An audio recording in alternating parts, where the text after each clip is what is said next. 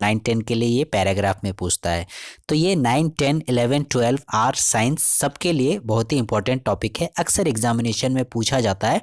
आप लोग चाहें तो क्वेश्चन बैंक में भी देख सकते हैं इस चीज़ को। टॉपिक है a visit to a historical place, ठीक है, यानी ऐतिहासिक महत्व का। हिस्टोरिकल मतलब ऐतिहासिक, ऐतिहासिक जगह का, ऐतिहासिक स्थल का आप लोगों को वर्णन करने के लिए बोलता है, जहां आपने विजिट किया ऐसा करके, या फिर जो आपको अच्छा लगा ऐसा करके, कुछ भी हो सकता है वो। तो ये है 9 10 11 12 क्लास के लिए पैराग्राफ और आर्टिकल। तो अकॉर्डिंग टू द क्लास के हिसाब से ये देखिएगा 2 पेजेस में है। तो क्लास के हिसाब से 10 क्लास 9 क्लास के बच्चे जो हैं इसमें से जो है कुछ कुछ पंक्तियों को हटा करके मेंशन कर सकते हैं, और 11 12 क्लास के लिए इतना सफिशिएंट है, ठीक है। लॉन्गर कंपोजिशन में आर्टिकल में 8 मार्क्स का पूछता है, तो आप लोगों के लिए इतना सफिशिएंट है, और 9 10 के लिए आप लोगों को 5 मार्क्स में पूछ सकता है, ठीक है। तो दोनों के लिए 9 10 और 11 12 के लिए भी ये इक्वली इंपॉर्टेंट है। तो आइए शुरू करते हैं, a visit to a historical place, ठीक है। क्या बोलते हो आप? Last month I visited Agra, ठीक है। मैक्सिमम लोग देखिएगा हिस्टोरिकल प्लेस में आगरा का ही वर्णन करते हैं, क्योंकि इसमें बताने के लिए काफ़ी कुछ हमें मिल जाता है। तो लास्ट मंथ जो है मैं आगरा विजिट किया। I went to see the Taj, आप किस लिए गए थे? मैं वहाँ गया था किस लिए? ताज को देखने के लिए, ठीक है। The Taj is one of the 7 wonders of the world. सबसे पहले तो हमें जो भी चीज़ के बारे में वर्णन करेंगे उसकी खासियत बतानी पड़ेगी।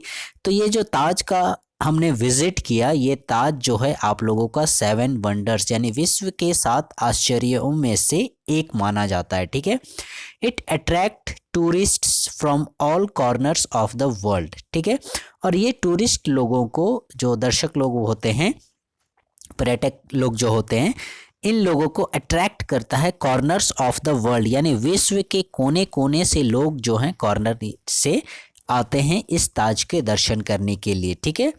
Then as I approached this wonderful building, जैसे ही बोलते हो आप पहुँचे उस वंडरफुल बिल्डिंग में, उस आकर्षक बिल्डिंग में, I saw a grand red stone gate. तो आपने क्या देखा? एक लाल पत्थर का, रेड स्टोन का एक बहुत ही विशाल, ग्रैंड माने भव्य होता है, विशाल, बहुत ही भव्य गेट देखा आपने वहाँ पर रेड स्टोन का। From there I saw a wonderful sight, और वहाँ से आपने एक बहुत ही मतलब आकर्षक मनमोहक दृश्य देखा। क्या क्या देखा आपने? सबसे पहले तो ए लवली गार्डन, ठीक है। ताजमहल के देखिएगा सामने में जो है, जैसे ही आप गेट में प्रवेश करेंगे, यदि कोई गए होंगे तो अच्छी बात है, नहीं गए होंगे तो हमारा जो ये टॉपिक है इससे ही आप लोगों को दर्शन हो जाएंगे। और भविष्य में यदि कभी जाने का मौका मिले तो ज़रूर जाइएगा, और ख़ासकर सनसेट के टाइम में जाइएगा, जब चंद्रमा उगने लगता है और सूर्य अस्त होने लगता है, इवनिंग के टाइम में जब अंधेरा होने लगता है, तो उस समय उसका ब्यूटी में 4 चांद आ जाता है, ठीक है। तो आपने क्या देखा है? लवली गार्डन देखा, फाउंटेन्स देखा, फव्वारे वगैरह, गार्डन में फव्वारे वगैरह जो पानी का झरना जैसा होता है वो सब लगे हुए थे। मार्बल टैंक्स, मार्बल के ही टैंक्स, तालाब टाइप का बना हुआ था। देन फ्लावर बेड्स, फूलों का बिस्तर, उन गार्डन में बहुत सारे वेराइटीज़ के फ्लावर्स वगैरह। टॉल ट्रीज, लंबे लंबे पेड़, इस तरह से आपने इन सारी चीज़ों को वहाँ पर दर्शन किया। They all added to the beauty of the Taj, ये सभी क्या कर रहे थे? जो ताज की ब्यूटी थी उस पर 4 चांद लगा रहे थे, उसमें एडेड कर रहे थे, ठीक है। मतलब उसकी सुंदरता को, उसकी खूबसूरती को और ज़्यादा ये सब बढ़ा दे रहे थे, ठीक है। ताजमहल तो अपने आप में खूबसूरत है ही, लेकिन ये जो है और प्लस पॉइंट हो गया उसका। ये लवली गार्डन हो गया, fountains, marble tanks, flower beds, tall trees, ये सारे चीज़। Then the Taj stands on a platform, Taj Mahal जो है वो एक प्लेटफॉर्म पर खड़ा है, ठीक है, खड़ा था। With the Yamuna at the back, और उसके पीछे में ये यमुना रिवर जो है वो बहती है, और ये दृश्य भी देखने में बहुत ही मनोरम लगता है। कैसा प्रतीत हो रहा था मुझे? The river looked like a sheet of silver between its banks, ठीक है। मतलब अपने दोनों किनारों, दोनों छोरों के बीच में जो यमुना नदी का जल बह रहा था, ये एकदम कैसा दिख रहा था? सिल्वर, चांदी की, मतलब शीट हो, जैसे चांदी की कोई चादर बिछी हुई हो दोनों किनारों के बीच में, ऐसा प्रतीत हो रहा था। तो सोचिए कितना मतलब सुंदर वो प्रतीत होता होगा। The ray of the setting सन, ये देखिए हमने बताया ना, अ सेटिंग सन यानी अस्त होता सूर्य, ठीक है। तो ये जो सूर्य अस्त हो रहा था, played on the milk white marble on the Taj, a poem in marble, ये जो सूर्य अस्त हो रहा था वो एकदम मिल्की वाइट मार्बल पर, मतलब ये जो मार्बल से संगमरमर से जो बना हुआ है, जिस पत्थर से वो बना हुआ है, वाइट मार्बल यानी संगमरमर जिसको हम लोग बोलते हैं, तो सूर्य की जो रोशनी इस मार्बल पर पड़ रही थी तो ऐसा लग रहा था जैसे the Taj A poem in marble, जैसे ये जो ताज, ये जो महल है, ये मतलब मार्बल पर, इस संगमरमर पर कोई लिखी हुई कविता हो, कोई पोइट्री हो, ऐसा प्रतीत हो रहा था। ठीक है, और इस तरह से यहाँ पर आप लोग मतलब 9-10 के बच्चे इतना भी लिखेंगे तो सफिशिएंट होगा 4-5 मार्क्स के लिए। आगे हम लोग बढ़ते हैं नेक्स्ट पेज में। I passed by the tanks, उसके बाद आप जो मार्बल के टैंक्स बने हुए थे वहाँ से गुजरते हो। The reflection of the Taj looked beautiful. ठीक है, और मान लीजिए आप ये रास्ता जा रहा है, इधर साइड में आप लोगों का टैंक वगैरह है, तो और इधर साइड में आप लोगों का ताजमहल खड़ा है, तो इसका रिफ्लेक्शन जो है आप लोगों का पानी में इधर बन रहा था, यानी परछाई बन रही थी। तो ये परछाई मतलब देखने लायक थी। ठीक है, बहुत ही सुंदर, मतलब ऊपर में तो दिख ही रहा है, नीचे उसका शेडो भी बन रहा है पानी में, तो ये दृश्य भी बहुत मतलब सुंदर लगता है, बहुत सुंदर प्रतीत होता है। ठीक है, उसी को आप लोग देख रहे थे। I reached the marble steps of the platform, उसके बाद उस प्लेटफॉर्म पर, जिस प्लेटफॉर्म पर ताज खड़ा था, उसके मार्बल स्टेप्स यानी सीढ़ी पर पहुंचे। ठीक है, मार्बल का ही स्टेप सीढ़ी बना हुआ था। I looked up and saw the big dome of the Taj, उसके बाद आपने ऊपर नज़रें उठाकर देखी तो आपने क्या देखा? I looked up and saw the big dome of the Taj. ठीक है, ताजमहल के ऊपर में देखिएगा आप, बड़ा सा इस प्रकार से एक मतलब गुंबद बना हुआ है। ठीक है, तो इस गुंबद को देखकर आप बहुत ही ज़्यादा मतलब आकर्षित हुए। उसके बाद आपने क्या किया? I went inside and saw the walls, उसके बाद आप अंदर गए और दीवालों को देखने लगे। ठीक है, तो दीवालों को आपने जब देखा तो क्या प्रतीत हुआ, क्या महसूस हुआ? The precious stone set in them looked beautiful.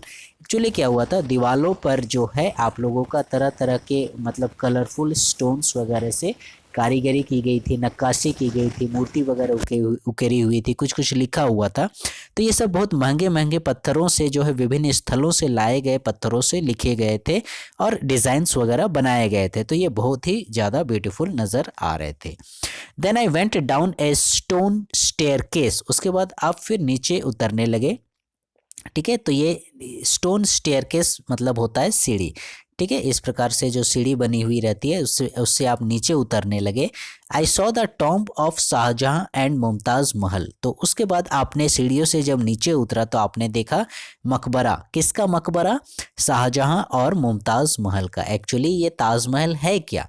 Taj Mahal actually में मकबरा है। ठीक है, जहाँ पर मुमताज़ महल और शाहजहां को दफनाया गया था। ठीक है, तो वो वहाँ उस मकबरे को आपने देखा।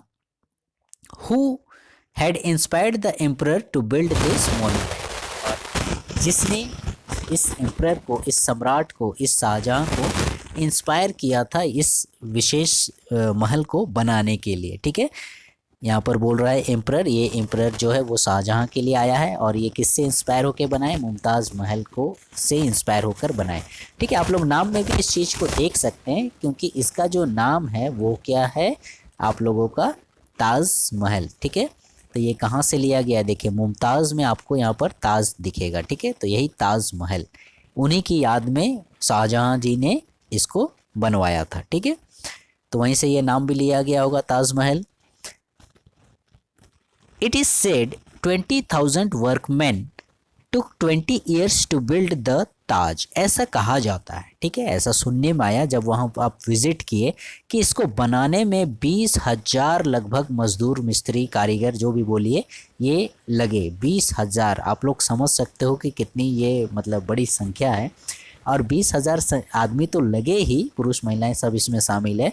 टुक 20 ईयर्स, इसे बनाने में 20 साल का समय भी लगा है ना, कितना अच्छा कॉम्बिनेशन, 20 साल 20,000 आदमी। ठीक है, to build the Taj a very big sum had been spent on it, इतना ही नहीं, बिग सम बोल रहा है, यानी बहुत बड़ी राशि इस पर खर्च की गई थी। ठीक है, उस समय के ज़माने में सोचो, मतलब उतनी बड़ी राशि खर्च की गई होती, अभी के ज़माने में उतनी बड़ी राशि खर्च करने से भी शायद नहीं बन पाए ऐसा ताजमहल। ठीक है, then I came up and saw, तब फिर आप ऊपर आए और आपने देखा the Taj and the 4 minarets in the light of the rising moon. तब तक और थोड़ा अंधेरा हो गया और चंद्रमा भी उगने लगा था, और आपने देखा होगा कि ताजमहल जो है इसके गुंबद के या जो मेन महल है उसके साइड साइड में बड़े बड़े जो है 4 आप लोगों को मीनारें नज़र आएंगे, इस प्रकार से स्तंभ वगैरह नज़र आएंगे। तो फिर बाहर आकर आपने इन मीनारों को देखने लगा। मिनारेट्स जो वर्ड यूज़ किया गया है इन्हीं मीनारों के लिए यूज़ किया गया है, ठीक है। I was charmed by the site, और इस दृश्य को देखकर आप बहुत ही ज़्यादा मतलब एक तरह से बोलिए तो मंत्रमुग्ध हो गए, ठीक है। बहुत ज़्यादा आकर्षित करने वाला ये दृश्य था। फाइनली कंक्लूजन पे हम लोग पहुँचते हैं। The visit to Agra was fruitful, और ये जो आगरा आपने विजिट किया, ताजमहल का जो दर्शन किए, ये आपका मतलब बहुत ही फलदायी रहा।